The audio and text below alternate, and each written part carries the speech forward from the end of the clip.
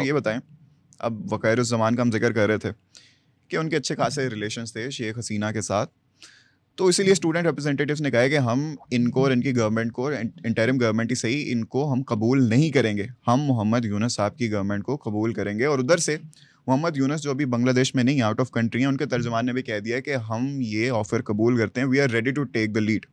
तो अब कैसा इस सिचुएशन को टर्न आउट होता हुआ देख रहे हैं आप? आज मुलाकात होगी वक़ारुज़्ज़मान की स्टूडेंट रिप्रेजेंटेटिव्स के साथ? यार मोहम्मद यूनुस साहब जो है ना, नोबेल प्राइज़ ज़रूर मिला है, लेकिन कुछ ऐसी चीज़ें होती हैं जो शक में डालती हैं, डूबियस कर देती हैं, धुंधला देती हैं चीज़ें, क्लैरिटी नहीं होती। एक वो केस भी है, $2 मिलियन का केस भी है, मोहम्मद यूनुस साहब पर है।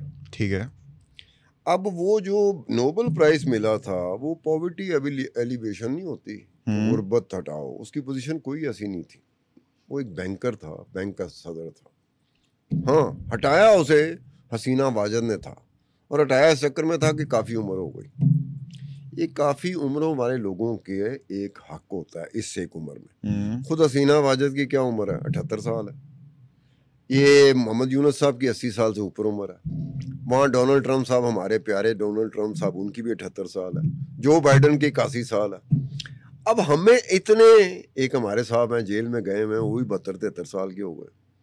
अब कहने का मतलब है कि ये उम्रें जो होती हैं ना, ये इस उम्र में आके ये पोजीशनें मिलती हैं ऐसे लोगों को, और हमें एक रट्टा लगाना पड़ता है। नहीं यार, कोई थोड़ा सा यंग होता है, जैसे कि कमला हैरिस नहीं है, 59 ईयर ओल्ड एज, यंग, उसको हम रिलेटिवली यंग कहते हैं कि यार ये यंग है। डोनाल्ड ट्रंप यंग नहीं है, जेडी वैंस जो है उसका रनिंग मेट जो है वाइस प्रेसिडेंट, वो कंपैरेटिवली मच यंगर, ठीक है ना, वो है यंग। अब हमारा ये साथ चलता रहता है। अब यहाँ पर देखो कि मोहम्मद यूनुस को भी हसीना वाजद ने इसलिए रिमूव किया था बैंकर का, क्या यही था?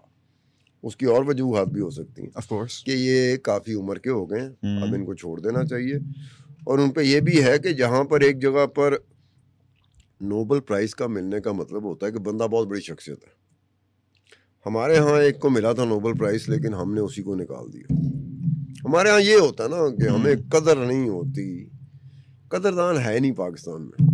बांग्लादेश में कम से कम, इंडिया में कम से कम, इवन हत्ता के श्रीलंका में कम से कम कदरदान देख रहे हैं। लोगों ने जितना सपोर्ट किया है कि उन्होंने कहा कि भाई हम अब तो उसके साथ साथ ये है कि 2 मिलियन पाउंड का भी वो करना पड़ेगा।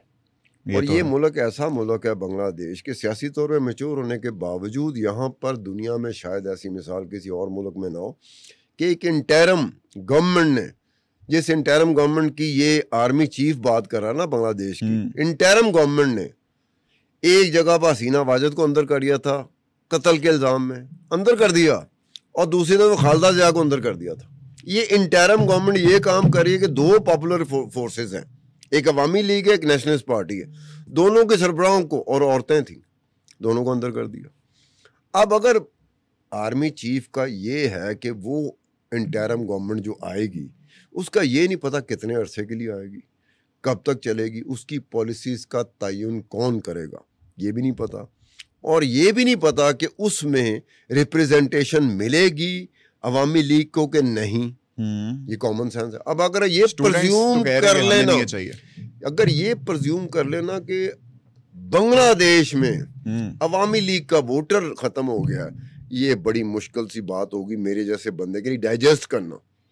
आने वाले वक्त में आपको कोई पता नहीं कि अवामी लीग सड़कों पे हो, फिर क्या करोगे? लेकिन इन्होंने तो कहा है कि अगर अवामी लीग या दूसरे किसी भी पॉलिटिकल पार्टी का आता है तो हम सड़कों पे ही रहेंगे और प्रोटेस्ट कंटिन्यू अगर रहेगा। उसके जवाब में अब शेख हसीना वाजद हुकूमत में नहीं है, अब अगर अवामी लीग का सपोर्टर सड़क और गली में आता है ना, तो अब उसको कोई रोक नहीं सकेगा। सपोर्टर्स होंगे इनके? मैं कल तक क्या कह रहा था कि चूंकि हुकूमत हसीना वाजिद की है, हुकूमत अवामी लीग की है, इसलिए इनका सड़कों पे आना नहीं बनता। हुकूमत आपकी, आप ही के बंदे सड़क पे आ जाए। हाँ, आपकी हुकूमत नहीं रही, अब आ सकते। लेकिन हमने देखा ना उनके सपोर्टर्स, ये छात्र लीग वगैरह, they were completely outnumbered by the protesters. अब ये आउट नंबर किस वक्त में हुए? घरों में बैठे हुए लोग भी तो कह रहे होंगे, जो सपोर्टर होंगे अवामी लीग के, लेकिन कह रहे होंगे ठीक नहीं हो रहा, फिर वो तो सड़क पे नहीं आए। लेकिन जब आप उसको वाइप आउट करोगे, लेकिन हसीना वाजिद वाइप आउट हो रही है, अवामी तहरीक वाइप आउट हो रही है, तो भाई उसका सपोर्टर जो है ना वो सड़क पे आएगा, फिर कल को क्या करोगे बताओ। अब एक महीने 1.5 महीने बाद चलो इंटरिम गवर्नमेंट बन जाती है, यूनुस साहब आ जाते हैं, स्टूडेंट्स की हर चीज मान ली जाती है। एक मैं बात कर रहा हूँ, और इसमें कहीं हसीना वाजिद अवामी लीग नहीं है, और महीने 1.5 महीने बाद अगर वो आ जाते हैं सड़क पे, फिर बंगाली हैं, नेशनलिस्ट हैं वो।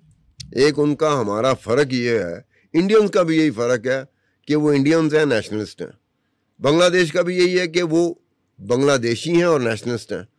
पाकिस्तानी है ही नहीं, ना नेशनलिस्ट है।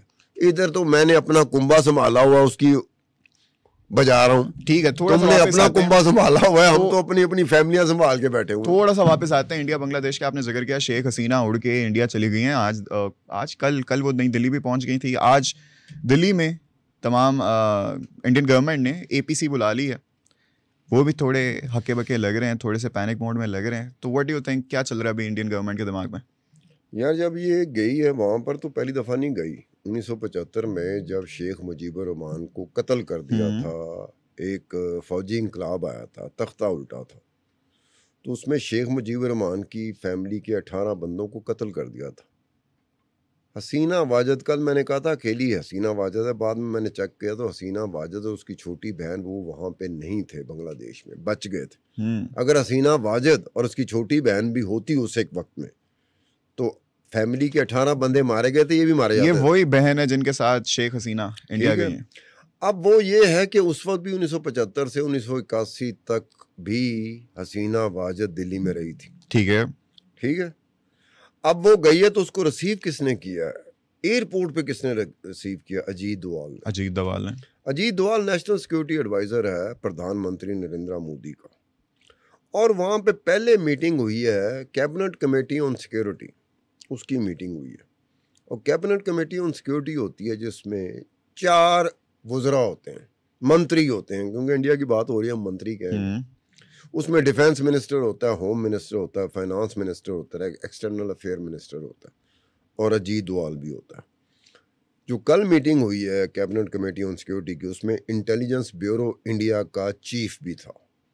उसके बाद इन्होंने पॉलिटिकल पार्लियामेंट में ये बात की है, और पार्लियामेंट में आप आम आदमी पार्टी को निकाल के ना बाकी ओपोजिशन जमात जिसमें राहुल गांधी भी था उसको भी बुलाया था। वजह क्या थी कि ये कहा जा रहा है कि इंडिया के साथ हसीना वाजिद के बड़े ही मरासम वो थे जो हम आज पाकिस्तान में रहते हुए उम्मीद करते हैं कि हमारे सऊदी अरब के साथ हो जाए, हमारे अमेरिका के साथ हो जाए, हमारे UAE के साथ हो जाए, कोई पैसे हमें मतलब बड़ा लगाव है हम इस चक्कर में ना, कोई पैसे मिल जाए। हमारा तो चक्कर ही होता है, हम इस चक्कर से निकल नहीं सकते, हम हमेशा इसी चक्कर में होते हैं, कोई थोड़े बहुत दे दो पैसे। जैसे तुम भी प्रोफेसर मुकद्दस को कह रहे थे पैसे, वो तुम्हें कह रही थी पैसे। अच्छा, पाकिस्तान का यही है कि एक दूसरे से पैसे मांग रहे होते हैं, कंगले हो चुके हैं पाकिस्तान में। बांग्लादेश, एक बात बांग्लादेश की है कि जो उसका बेटा है हसीना वाजिद का, उसको जॉय कहते हैं, पता नहीं क्या, सजीद वाजिद उसका नाम है, लेकिन जॉय एडवाइजर भी थे, उनके एडवाइजर भी था। जॉय इसको क्यों कहते हैं? क्योंकि लिबरेशन ऑफ वॉर जिसे कहते हैं ना, इंडिपेंडेंस की वॉर 1971 में, वो उसमें पैदा हुआ था।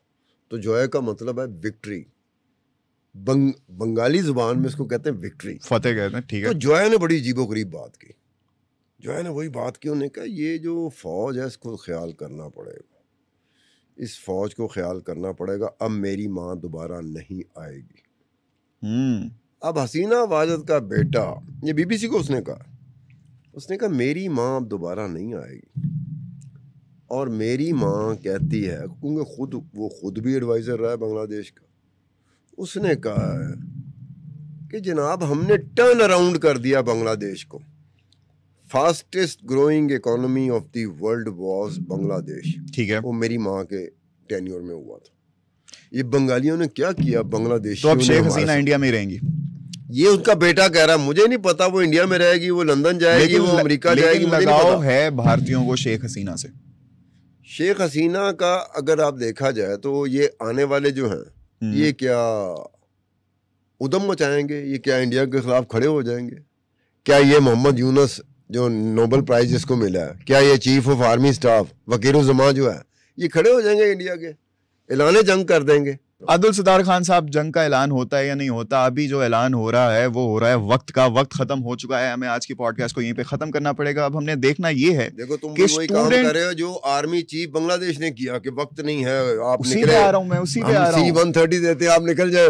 अब देखना ये है कि वकील-उज़्ज़मान खुद गवर्नमेंट संभालते हैं, दूसरी पॉलिटिकल पार्टीज को मिलकर जरा गवर्नमेंट बनाते हैं, स्टूडेंट्स उनको अप्रूव करते हैं, यानी उन्होंने तो कह दिया नहीं करेंगे। आज मिलकर क्या होता है, क्या मोहम्मद यूनुस साहब बांग्लादेश आकर गवर्नमेंट संभालते हैं, होगा क्या, ये तो वक्त ही बताएगा। आपसे मुलाकात होगी द नेक्स्ट एपिसोड, तब तक के लिए अपना ख्याल रखिएगा। अल्लाह हाफ़िज़।